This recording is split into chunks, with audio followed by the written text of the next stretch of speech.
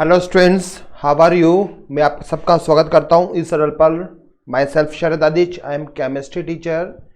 तो बच्चों, आज हम चालू करने वाले हैं मेटलर्जी का पार्ट 2, जहां पर हम रिवीजन सीरीज को देख रहे हैं। ओके, तो भैया आज हम स्टार्ट करने वाले हैं आईयूसी में मेटलर्जी पार्ट 2 को।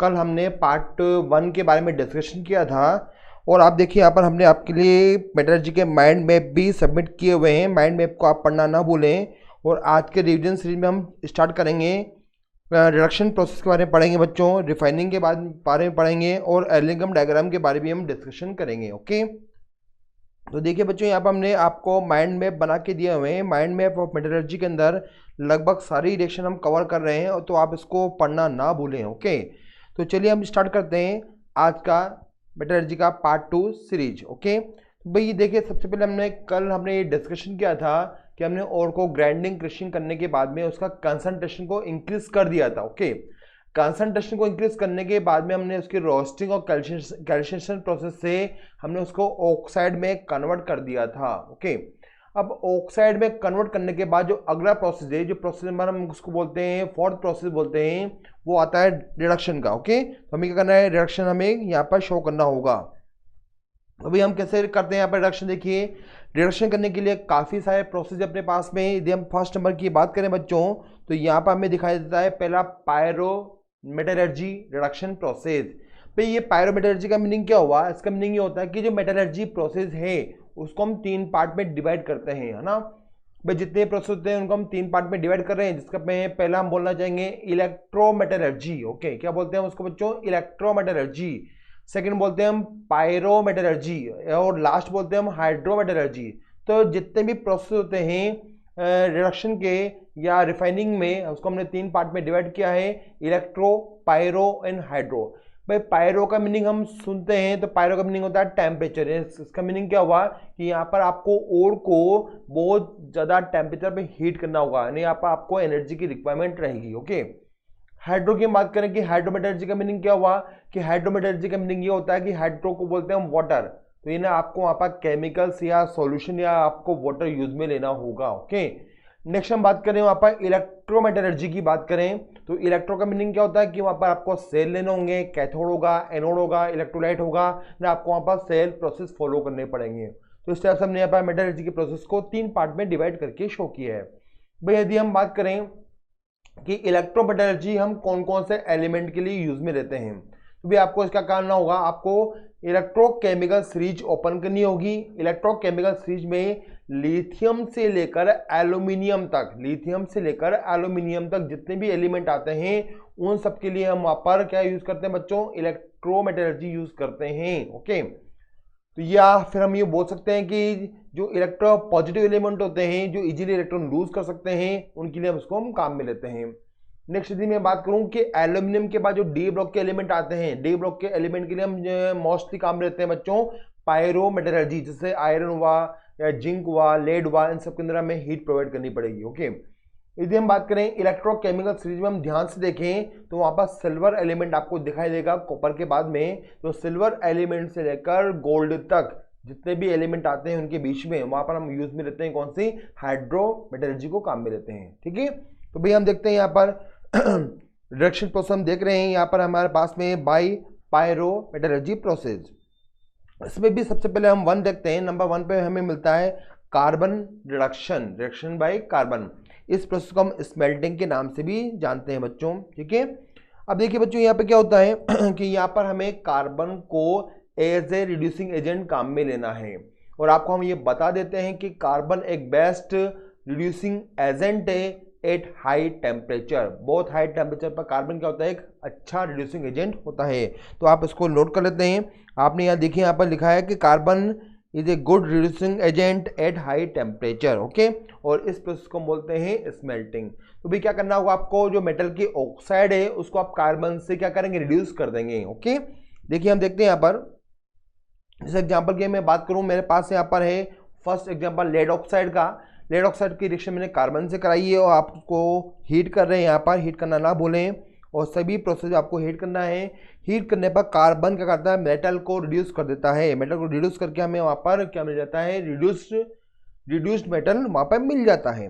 और यहाँ पर आप देखिए कार्बन डाइऑक्साइड गैस और CO गैस यहाँ पर फ्री हो रही है। तो हम ये बोल सकते हैं बच्चों कि ये जो प्रोसेस है कार्बन से रिडक्शन वो हम मैक्सिमम मेटल के लिए यूज में ले सकते हैं। बस आपको ध्यान रखना है कि कार्बन बेस्ट रिड्यूसिंग एजेंट है कब, एट हाई टेम्परेचर। यहाँ पर मैंने एग्जांपल लिखा आपको लेड का, आयरन का, जिंक का और टिन का यहाँ पर शो करके आपको बताया गया है। अभी देखिए इसके अंदर क्या होता है, कार्बन से जब हम रिडक्शन करते हैं तो हमें एक प्रोसेस और फॉलो करना पड़ता है जहाँ पर हम सिलिका का फॉर्मेशन करते हैं। फिर कभी कभी क्या होता है कि जो अपने ओवर है उनमें जो वॉलेटाइल इम्प्यूरिटीज थी वो तो हमने रोस्टिंग या कैल्सिनेशन के द्वारा क्या किया, हमने उसको वेपर बना के उड़ा दिया फर्नेस से, ओके। लेकिन कुछ ऐसी इम्प्यूरिटीज होती है जो नॉन वॉलेटाइल होती है जिनको हम हीट करके उड़ा नहीं सकते हैं, ठीक है। अब उड़ा नहीं सकते तो क्या करना पड़ेगा, हमें उनको गलाना पड़ेगा। तो गलाने के लिए हमने वहां पर क्या कंपाउंड यूज में लिया, कौन से कंपाउंड यूज में लेते हैं, वहां पर हम लेते हैं फ्लक्स। फ्लक्स का मीनिंग होता है कि ऐसे कंपाउंड जो इम्प्यूरिटीज को मेल्ट कर सकते हैं इजीली, उन्हें बोलते हैं हम फ्लक्स कहते हैं, है ना। तो यहाँ पे देखिए हम फ्लक्स की बात करने वाले हैं। तो यदि मैं फ्लक्स की बात करता हूं तो फ्लक्स क्या करते हैं, फ्लक्स यहाँ पर नॉन वॉलेटाइल इम्प्यूरिटीज को फिजिबल बना देते हैं, उनको गला देते हैं, ओके। यदि हम बात करें फ्लक्स मोस्टली 3 टाइप के होते हैं, यहाँ पर हम 2 टाइप को स्टडी करने वाले हैं। नंबर 1 पर है एसिडिक फ्लक्स, ठीक है। एसिडिक फ्लक्स आपको कब यूज में लेना है आपको बता देते हैं। यदि आपके मेटल के अंदर जो ओर है उसके अंदर यदि बेसिक इम्प्यूरिटीज प्रेजेंट है, कौन सी है, बेसिक इम्प्यूरिटीज प्रेजेंट है, तो आपको यूज में लेना है क्या, एसिडिक फ्लक्स आप वहां पर काम में लेंगे।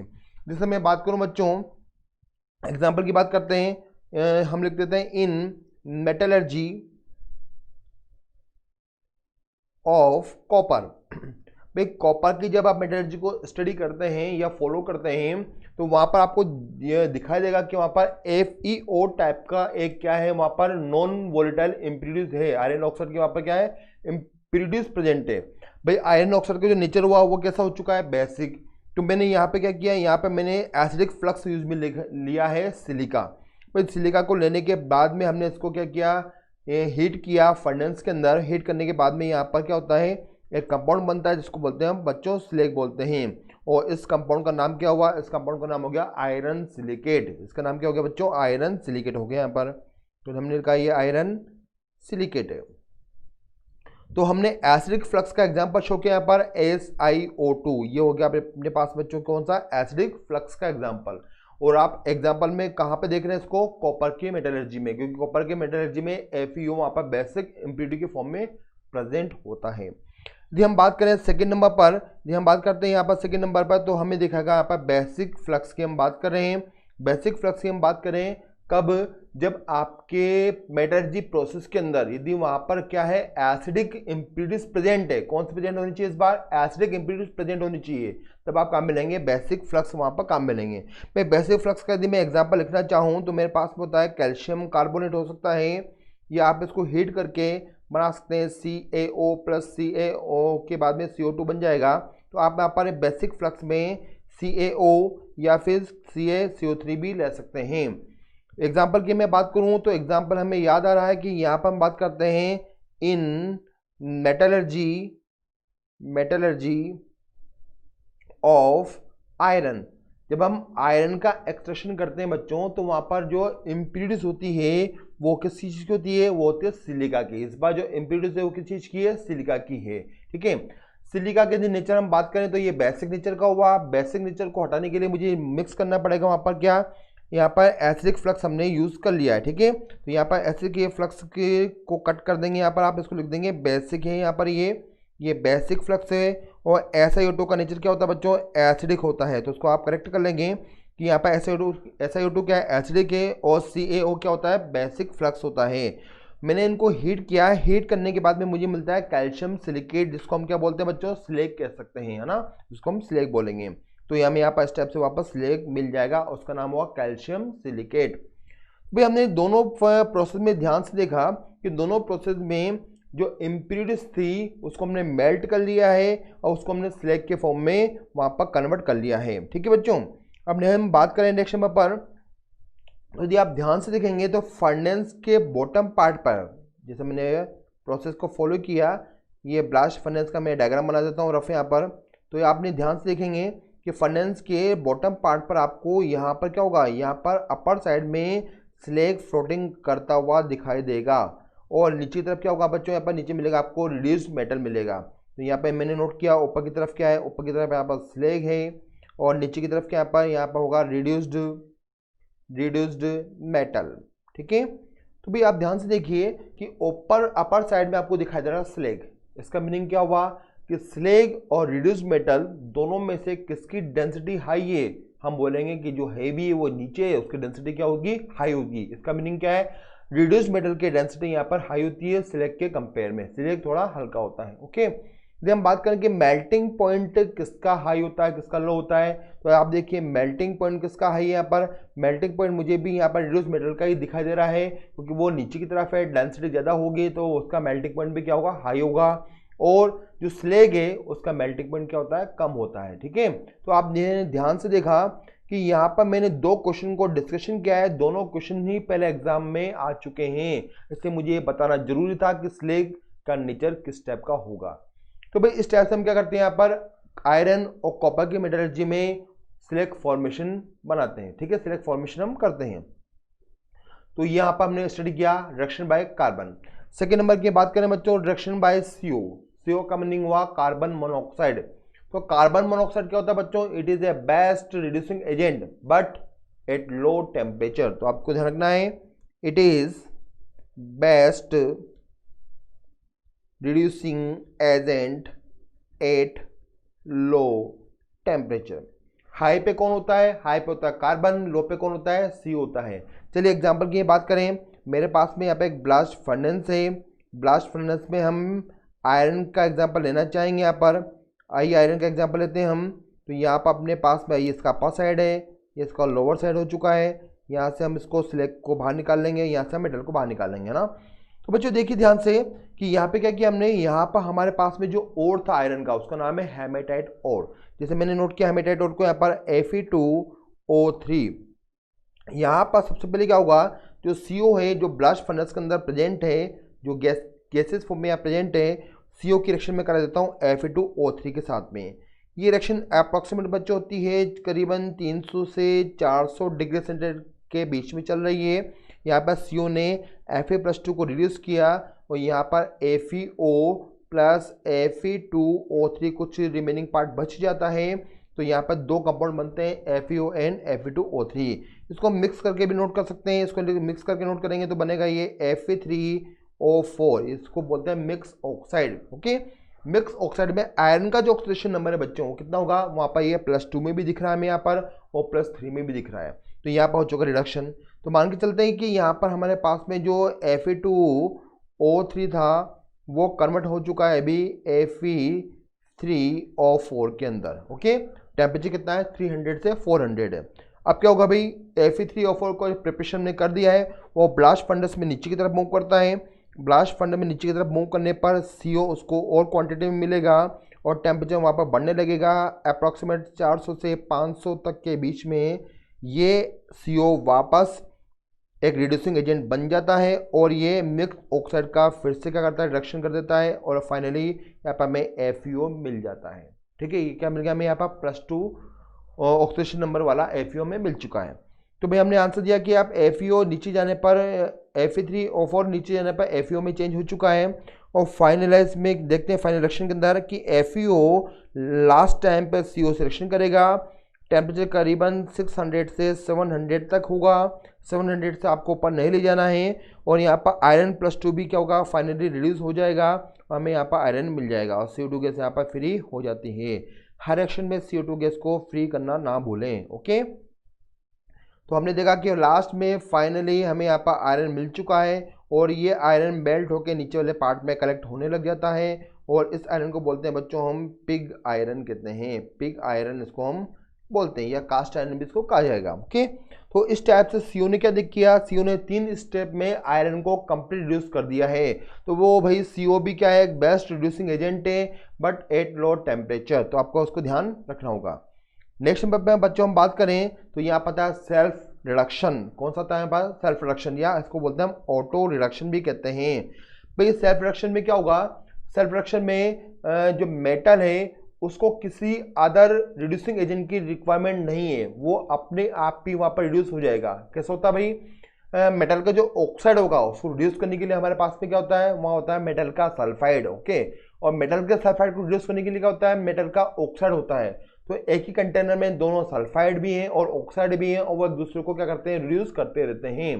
तो यहाँ पर ध्यान रखना आपको, यहाँ पर हमें किसी भी टाइप का एक नया या हमें यहाँ पर कोई खर्चा करने की आवश्यकता नहीं है, क्योंकि यहाँ पर हमें सेल्फ रिडक्शन देखना है।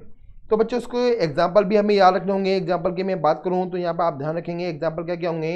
यहाँ पर हम नोट करते हैं कॉपर, नेक्स्ट मरकरी, और नेक्स्ट है यहाँ पर पीबी, और यहाँ पर एसबीबी आता है।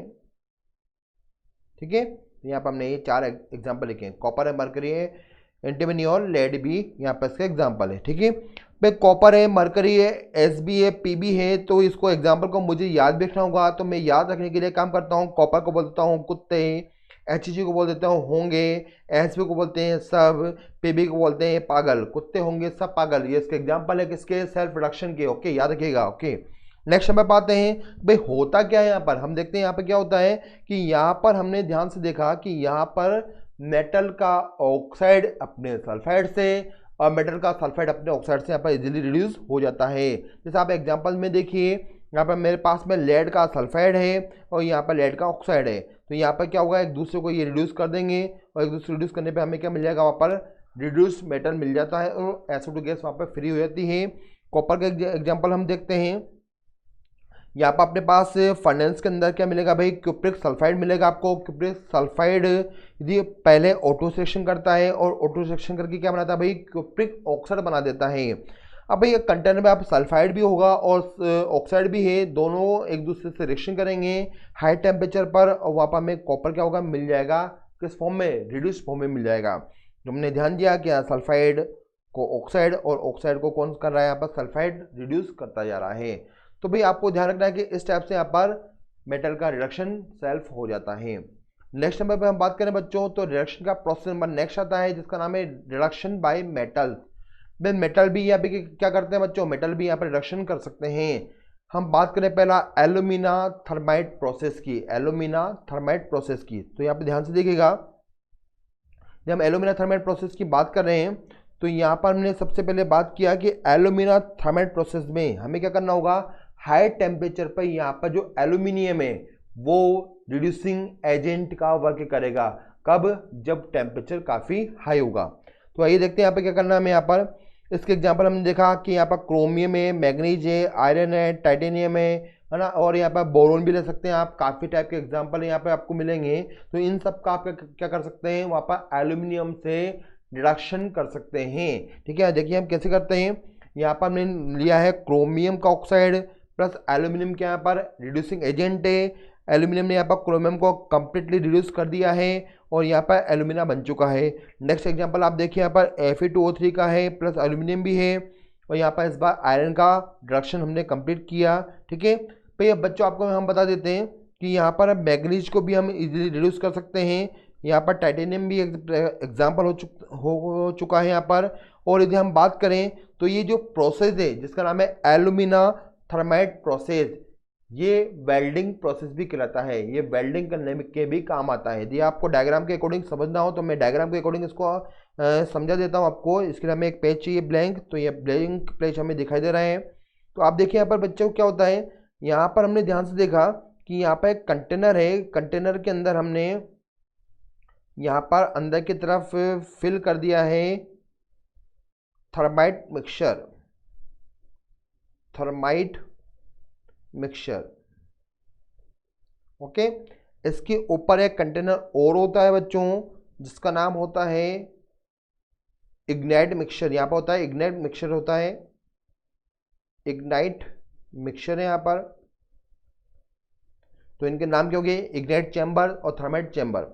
भाई इग्निशन के लिए हमें यहाँ पर रिक्वायरमेंट होती है किस चीज़ की, यहाँ पर होती है हमें बेरियम पर ऑक्साइड प्लस मैग्नीशियम। यहाँ पर हम फिल कर देते हैं। यहाँ पर मैग्नीशियम का वायर आपको बाहर दिखाई देगा, यहाँ पर बेरियम पर ऑक्साइड रखा हुआ है। और नेक्स्ट जो थर्माइट मिक्सचर है, यहाँ पर आपको क्या करना है, जो भी आप ऑक्साइड काम लेते हैं मेटल का, आपको उसको फिल कर देना है। साथ में आपको लेना है एल्यूमिनियम लेना है, हाँ, एक खास बात और आपको बता दें कि ऑक्साइड और एल्यूमिनियम का जो रेशो होगा, वेट का जो रेशो हम ले रहे हैं वो यहाँ पर 3:1 है। 3:1 एग्जाम में पूछा जा चुका है। तो यहाँ पर आप जो भी ऑक्साइड लेते हैं उसका आपको रेशो यहाँ पर नोट कर देना है। यदि मैं यहाँ पर Cr2O3 भी लेता हूँ तो उसका रेशो भी क्या रहेगा, एल्यूमिनियम के साथ में 3:1 ही रहेगा। अब ये बच्चों क्या होगा कि इसको हमें यहाँ पर एक फायर प्रूफ ब्रिक्स के कवर से इसको कवर कर देना है, मतलब अग्नि सह ईंटों के जाल में इसको फंसा देना है। तो मैंने यहाँ पर एक ईंट का कवर लगा दिया है ताकि जो एनर्जी है वो बाहर नहीं जा सके। ओके, इस हिसाब से हमने यहाँ पर किया। थोड़ा सा आपको उसका पेंटिंग कर देते हैं ताकि आपको यहाँ पर ब्रिक्स के डिज़ाइन दिखाई देने लगे। तो भाई ब्रिक्स के डिज़ाइन के लिए हमने यहाँ पर थोड़ी सी पेंटिंग को स्टार्ट किया और हमने यहाँ पर ब्रिक्स को बना दिया है। ऐसा आपने डिज़ाइन काफ़ी बचपन में बनाया होगा, ठीक है। वहाँ पर आप नेचुरल पेंटिंग भी करते हैं तो आप कुछ इस टाइप से बना देते हैं वहाँ पर।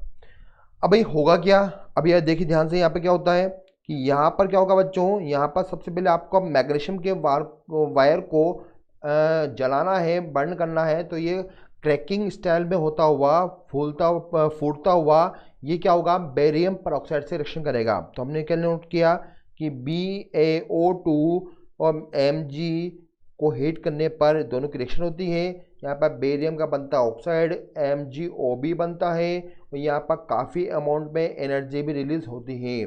और इस एनर्जी से जो फर्नेस का टेम्परेचर है बच्चों, वो जो टेम्परेचर है वो 2100 डिग्री सेंटीग्रेड तक इंक्रीज हो जाता है। इतना टेम्परेचर होने के बाद में क्या होता है बच्चों, इतना टेम्परेचर होने के बाद में Fe2O3 जो अपना ऑक्साइड है और एल्यूमिनियम की रिएक्शन होती है। एल्यूमिनियम यहाँ पर रिड्यूसिंग एजेंट की तरह वर्क कर रहा है। एल्यूमिनियम यहाँ पर मेटल को रिड्यूस करेगा, यहाँ पर बन जाता है आयरन और यहाँ पर एल्यूमिना बनाना ना भूलें, ठीक है। तो यहाँ पर हमने आयरन को रिड्यूस कर दिया है और ये भाई जो रिड्यूस आयरन है वो पिघलता हुआ नीचे की तरफ आता है। अब हमने इसको बोला है कि वेल्डिंग प्रोसेस। यदि आपके पास में कोई आयरन की एक ऐसी छड़ है, रोड है जो क्रैक हो चुकी है, जो टूट चुकी है, आप उसको वेल्ड करना चाहते हैं तो आप यहाँ पर इसको इजीली वेल्ड कर सकते हैं। जैसे मैं यहाँ पर वेल्ड करके आपको बता रहा हूँ, ये आयरन की एक टूटी हुई छड़ है, यहाँ पर रोड है और यहाँ से क्या हुआ, आयरन टिपकता हुआ इसके ऊपर डिपोजिट होगा। डिपोजिट होने के बाद में कुछ देर बाद ये ड्राई हो जाता है। ड्राई होने के बाद में इसका वेल्डिंग कंप्लीट हो जाती है, इसलिए इसको हम वेल्डिंग प्रोसेस भी कहते हैं। तो ये काफ़ी इंपॉर्टेंट है भाई, इसको आप ध्यान रखेंगे। नेक्स्ट में बात है क्रॉल प्रोसेस। क्रॉल प्रोसेस की हम बात करें तो मुझे याद आना चाहिए कि ये काम आता है किसके लिए बच्चों, फॉर टाइटेनियम के लिए। किसके लिए काम आता है, ये टाइटेनियम के लिए काम आता है। इसमें क्या करना पड़ता है हमें कि टाइटेनियम का जो हैलाइड होता है बच्चों TiCl4, उसकी रिएक्शन में कराता हूँ। यहाँ पर एक मेटल है इसका नाम है सोडियम, ठीक है। सोडियम से इसकी रिएक्शन करा देते हैं। यहाँ पर हमने देखा कि यहाँ पर हम इसकी रिएक्शन कराने के बाद में देखते हैं कि यहाँ पर हमें रिड्यूसिंग एजेंट बनना है, कौन, सोडियम बन जाता है। सोडियम क्या करता है, टाइटेनियम को यहाँ पर कंप्लीट रिड्यूस कर देता है और यहाँ पर हमें 4NaCl बनते हैं, ठीक है। NaCl बन जाते हैं। यदि मैंने टाइटेनियम की जगह में लेता हूँ मैग्नीशियम को भी यहाँ पर ले सकता हूँ। मैग्नीशियम यहाँ पर रिएक्शन करेगा तो यहाँ पर टाइटेनियम को ये रिड्यूस कर देगा, इस बार 2 ही MgCl2 बनेंगे। तो यहाँ पर सोडियम या मैग्नीशियम हम यूज में ले सकते हैं किसके लिए, टाइटेनियम को रिड्यूस करने के लिए। तो ये हुआ अपने पास रिडक्शन बाय मेटल। रिडक्शन का प्रोसेस की हम बात करें तो एक प्रोसेस और दिखता है हमें यहाँ पर, थर्मल डिकम्पोजिशन। भाई हमें इसमें क्या करना होता है, यहाँ पर हम जैसे देखते हैं कि आयरन का ऑक्साइड यदि आप उसको हीट करेंगे तो वहाँ पर सिल्वर का जो ऑक्साइड है यहाँ पर आप उसको हीट करते हैं तो यहाँ पर सिल्वर रिड्यूस हो जाता है और यहाँ पर O2 रिलीज होती हुई दिखाई देती है। जैसे यहाँ पर मैं मरकरी को भी देख रहा हूँ, मरकरी को भी मैं क्या करता हूँ, हीट करता हूँ मरकरी के ऑक्साइड को, तो यहाँ पर मरकरी क्या होती है बच्चों, रिड्यूस हो जाती है और यहाँ पर O2 रिलीज होती हुई दिखाई देती है। भाई हमने क्या बोला, हमने ये बोला कि किसी भी कंपाउंड को, मतलब हम जैसे मरकरी या सिल्वर के कंपाउंड को थर्मल डिकम्पोजिशन से भी क्या कर सकते हैं, इजीली रिड्यूस कर सकते हैं। नेक्स्ट काफ़ी इंपॉर्टेंट है बाई इलेक्ट्रोमेटलर्जी, ठीक है। इलेक्ट्रोमेटलर्जी भी एक रिडक्शन का प्रोसेस होता है जहाँ पर मुझे सेल को यूज में लेना है। तो आइए हम सेल को यूज में लेते हैं। यहाँ पर मैंने नोट किया इलेक्ट्रोलाइटिक रिडक्शन, ये हम काम में लेंगे बच्चों किसके लिए, ये हम काम में लेते हैं मोस्टली एस ब्लॉक एलिमेंट के लिए प्लस एल्यूमिनियम के लिए, ठीक है। एस ब्लॉक एलिमेंट और एल्यूमिनियम के लिए इलेक्ट्रोमेटलर्जी यूज में होती है, ऐसा हम पहले बोल चुके हैं आपसे, तो याद रखिएगा। हमें यहाँ पे क्या करना है, हमें यहाँ पर एस ब्लॉक एलिमेंट में हम एग्जांपल लेना चाहेंगे किसका, सोडियम का ले लेते हैं। यदि मैं बात करूँ सोडियम के लिए तो हमने यूज में लिया है सोडियम। सोडियम को यदि मुझे करना है एक्सट्रैक्ट उसके और से, तो मेरे पास में है NaCl है, उसके अंदर मैं थोड़ा सा फ्यूजन एजेंट मिला देता हूँ CaCl2। ठीक है, तो यहाँ पे मैंने क्या किया, इलेक्ट्रोलाइट का फॉर्म में यूज में लिया है NaCl प्लस CaCl2। और इसको क्या करते हैं बच्चों, हम एक सेल बनाते हैं, सेल को प्रिपेयर करते हैं। यहाँ पर सेल का ये बाहर वाला कंटेनर है, और यहाँ पर मैंने क्या किया, यहाँ पर हमने एक कंटेनर और रख दिया इसके अंदर, और यहाँ पर हमने लगा दिए हैं इलेक्ट्रोड, लगा देते हैं। यहाँ पर हमने इलेक्ट्रोड भी लगा दिए हैं अंदर की तरफ, और यहाँ पर हमने एक बाहर की तरफ इलेक्ट्रोड भी लगा दिए हैं। ठीक है, तो यहाँ पर हमने यहाँ पर इलेक्ट्रोड शिफ्ट कर दिया इसके अंदर। भाई जहाँ पर हमें सोडियम मिलेगा वो कहलाता है कैथोड, तो ये हो गया कैथोड, और अंदर की तरफ फिर दिया हमने यहाँ पर एनोड। ठीक है, अब भाई हमने क्या किया, यहाँ पे इलेक्ट्रोलाइट को फिल करने के बाद में इसके अंदर हमने इलेक्ट्रिसिटी को पास किया। इलेक्ट्रिसिटी को पास करने के बाद में हमने यहाँ पे ध्यान से देखा कि NaCl यहाँ पर दो पार्ट में ब्रेक होता है। यहाँ आयन बनते हैं 2Na प्लस N2Cl माइनस, यहाँ पर 2NS प्लस आयन कैथोड पर जाकर इलेक्ट्रॉन को गेन करता है और बनता है सोडियम, और स्टेप से यहाँ पर 2Cl माइनस आयन एनोड पर जाकर ये हो जाते हैं, ऑक्सीडाइज हो जाते हैं, और बनता है वहाँ पर क्या, Cl2 गैस बनती है। ये काम कहाँ हुआ बच्चों, ये होता है कैथोड पर होता है रिडक्शन हमेशा, और एनोड पे क्या वहाँ पर ऑक्सीडेशन होता है। ठीक है, तो हमने ध्यान से देखा बच्चों कि यहाँ पास एनोड के पास में से हमें Cl2 गैस बनती हुई दिखाई देती है, और Cl2 गैस को यहाँ से हम रिमूव कर सकते हैं, और जो सोडियम है वो हमें यहाँ पर डिपोजिट होता हुआ दिखाई देगा। तो ये मिला हमें क्या पर, रिड्यूस्ड सोडियम। ओके, जिसे हम समय समय पर यहाँ से आउट करते रहेंगे। भाई यहाँ पे जो CaCl2 है उसका फंक्शन क्या है, it is a fusion agent. क्या करता है ये NaCl के मेल्टिंग पॉइंट को डिक्रीज करने का काम करता है, ताकि NaCl जल्दी से यहाँ पर आयनों में ब्रेक हो जाए और हमारा प्रोसेस जल्दी से कंप्लीट हो जाए। तो इस टाइप से हमने यहाँ पर एग्जाम्पल को देखा है। नेक्स्ट हम बात करते हैं हाइड्रोमेटलर्जी की। हाइड्रोमेटलर्जी की हम बात करें तो यहाँ पर मुझे केमिकल्स काम में लेने हैं या वाटर सॉल्यूशन भी काम में लेना होगा। ठीक है, ये रिएक्शन हम पहले ऑलरेडी पढ़ चुके हैं। यदि हम बात करें मेटल डिस्प्लेसमेंट मेथड की, तो आपने पढ़ा है वहाँ पर साइनाइड प्रोसेस आपने स्टडी किया है। साइनाइड प्रोसेस में हम क्या करते हैं बच्चों, सिल्वर गोल्ड के लिए काम लेते हैं। हमने उस दिन पढ़ा था लेक्चर नंबर 1 के अंदर कि यहाँ पर अर्जेंटाइट और NaCN जो लीचिंग एजेंट है उससे रिएक्शन करके कॉम्प्लेक्स बनाता है। कॉम्प्लेक्स क्या है, सोल्यूबल होता है वाटर के अंदर, और कॉम्प्लेक्स बनने के बाद में उस कॉम्प्लेक्स की रिएक्शन कराते हैं किससे, हाईली रिएक्टिव जिंक से करा देते हैं। तो आप देखिए यहाँ पर जिंक यहाँ पर रिड्यूसिंग एजेंट है, वो सिल्वर को क्या कर रहा है, रिड्यूस कर रहा है, और हमें यहाँ पे प्योर सिल्वर मिल जाती है, और जिंक यहाँ पर कॉम्प्लेक्स के अंदर हमें दिखाई दे रहा है।